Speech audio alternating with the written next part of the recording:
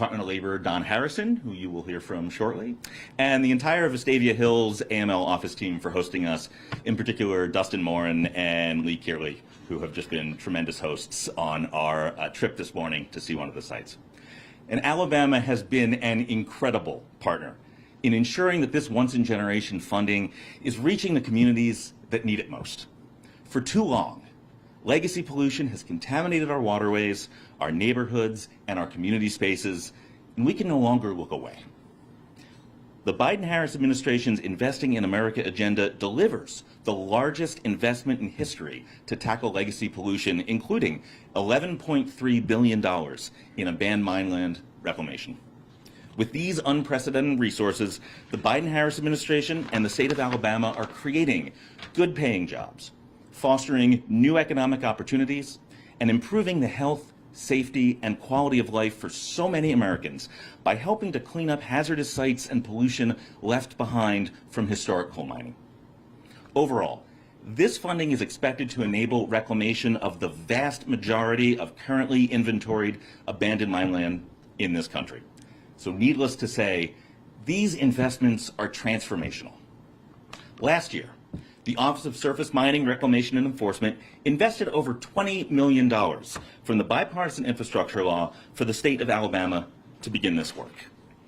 And that included nearly $4 million for the Jess Branch abandoned mine site, which I had a chance to tour this morning.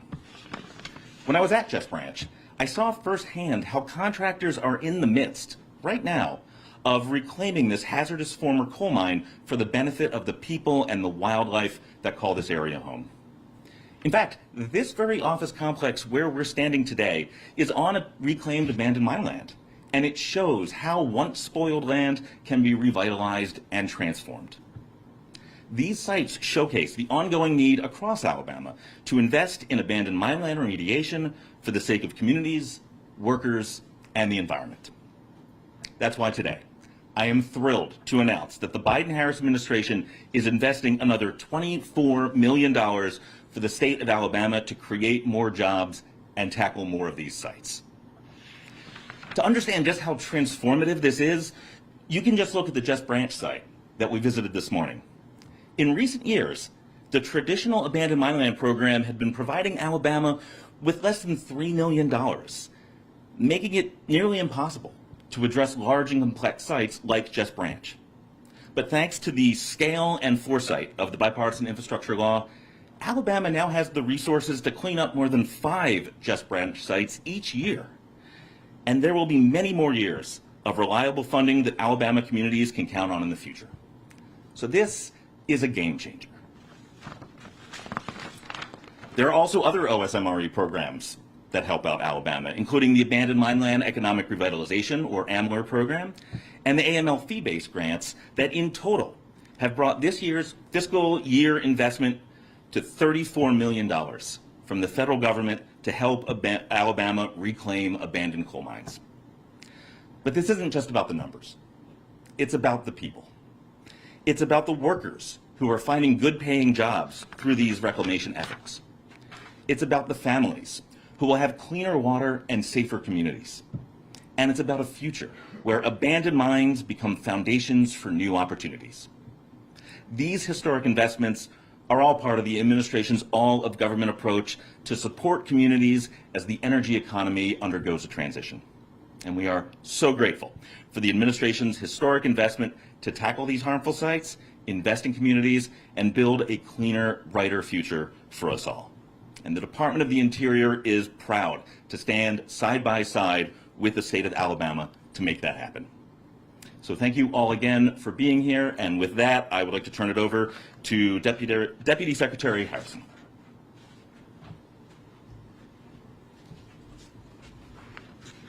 Thank you, Dr. Feldges. Excuse me. My name is Don Harrison. I'm the General Counsel and Deputy Secretary of the Alabama Department of Labor, and I'm pleased to be with you all this morning. I do want to make clear, and I don't mean to be argumentative, but I'm not in any way, shape, or form part of the Biden-Harris administration.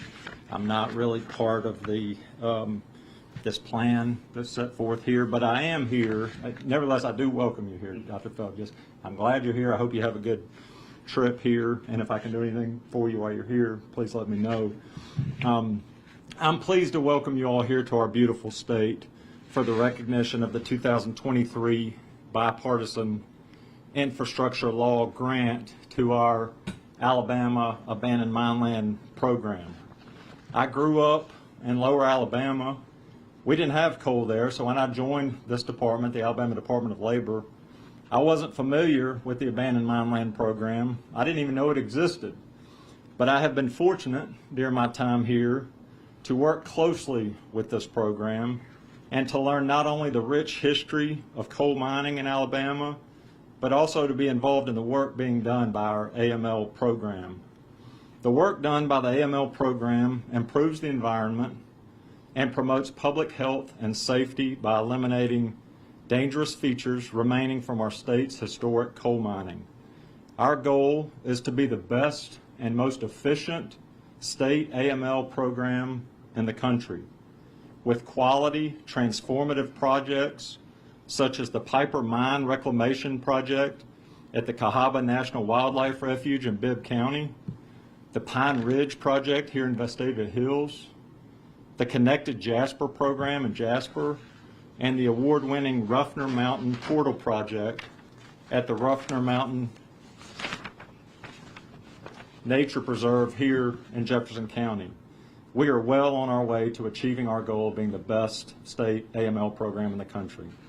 Our team here at Alabama AML is fairly small when compared to some other states, but it is second to none.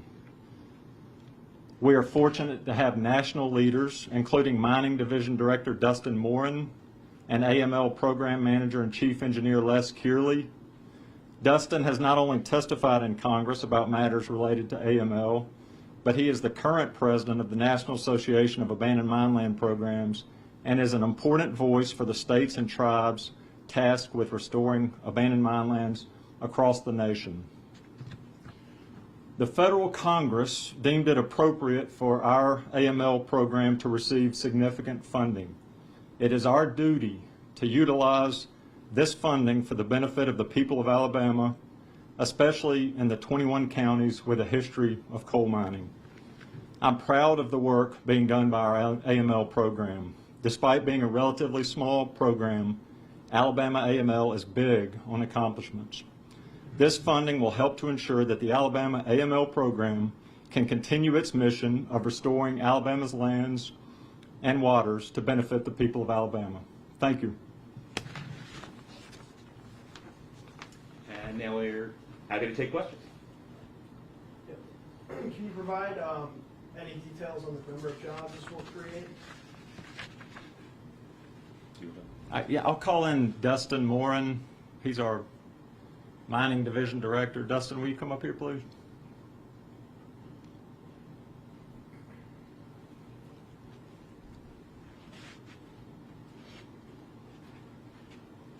Hi, I'm Dustin Morin. I'm the Mining and Reclamation Division Director for the Alabama Department of Labor. Can you spell your name?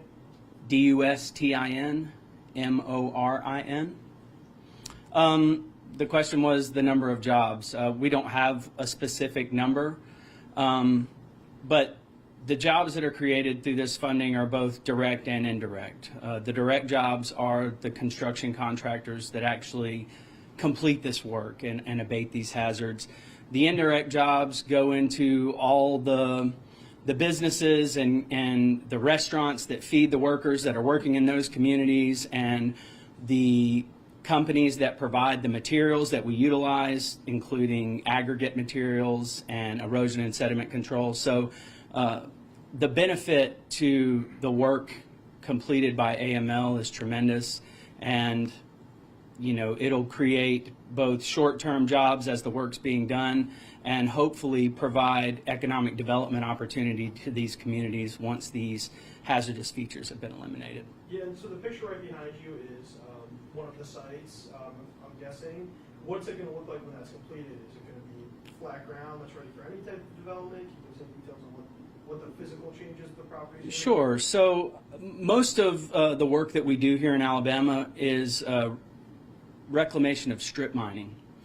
In the practice of strip mining, they use heavy equipment to remove the soil, rock overburden to actually access the coal seam. So what you're left with after they've gotten the coal extracted is a vertical face. And you can see part of this in the photo behind me.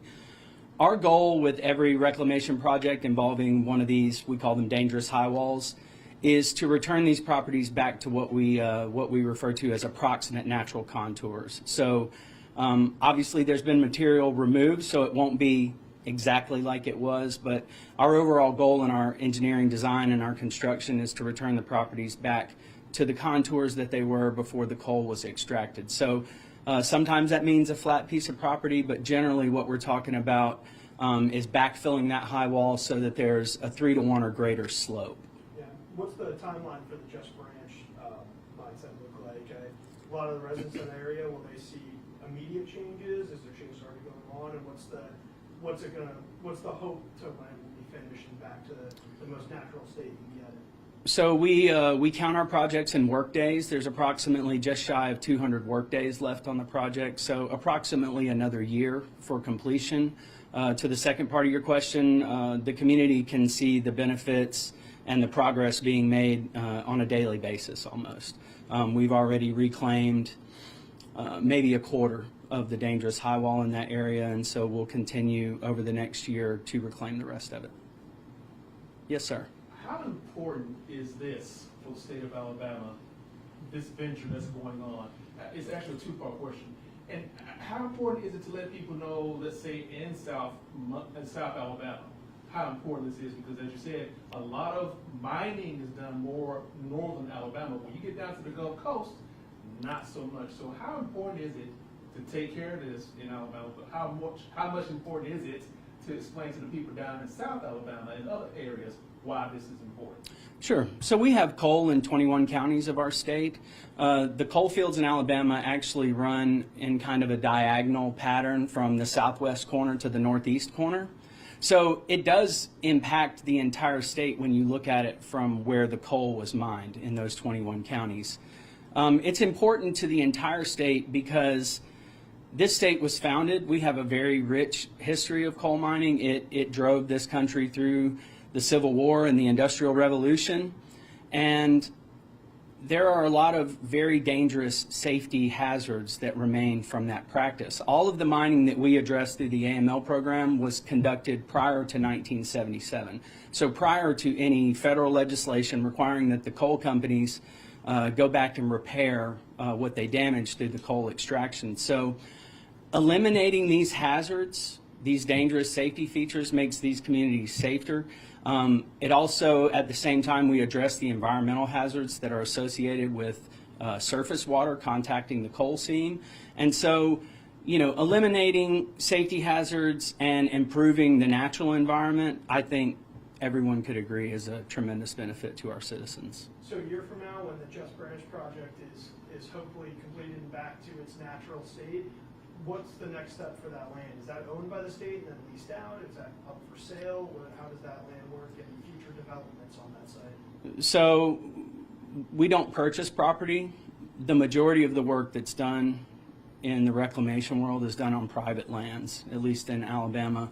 This particular property is timberland, and so hopefully we're going to return this back to the property owner in a condition that they'll be able to expand the timber operation on the parcel.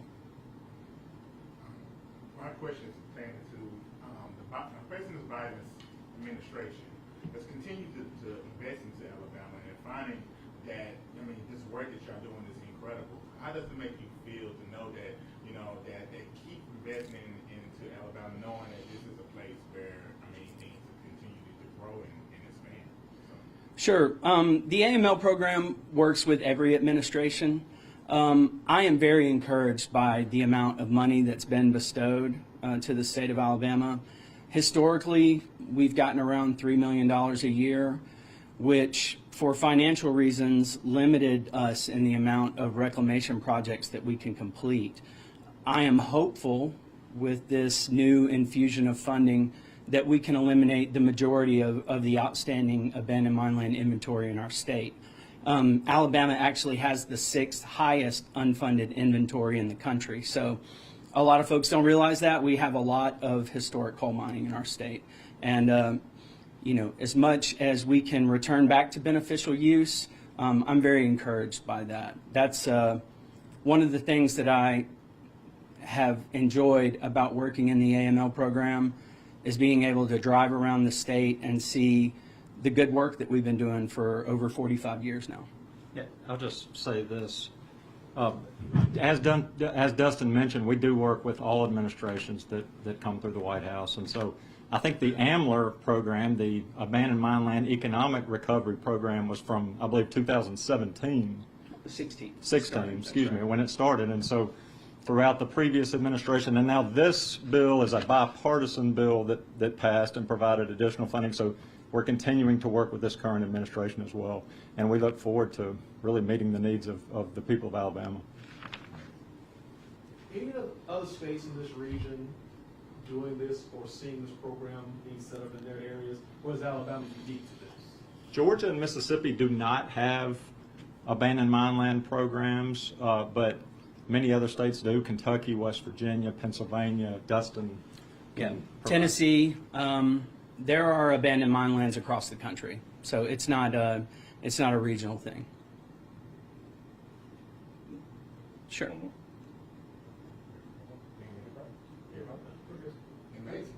Anything else anyone would like to add to this? I mean, I will just say, talking about the investment that the Biden-Harris administration is making in Alabama, this is really the essence of the Investing in America agenda. It's providing resources to help communities go through this energy transition, to clean up environmental hazards, to put people back to work. And it is so incredibly satisfying to be able to be here in Alabama on the ground, seeing how this investment is making a difference. And going to sites like Jess Branch really helped that hit home for understanding the good that we're doing with money, the jobs that are being created, and the difference you're seeing on the ground.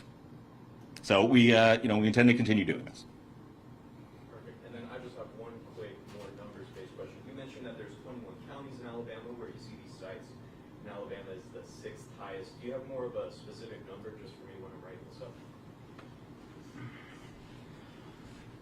So the way that we approach our inventory isn't a count of mines, so I can't give it to you in that way.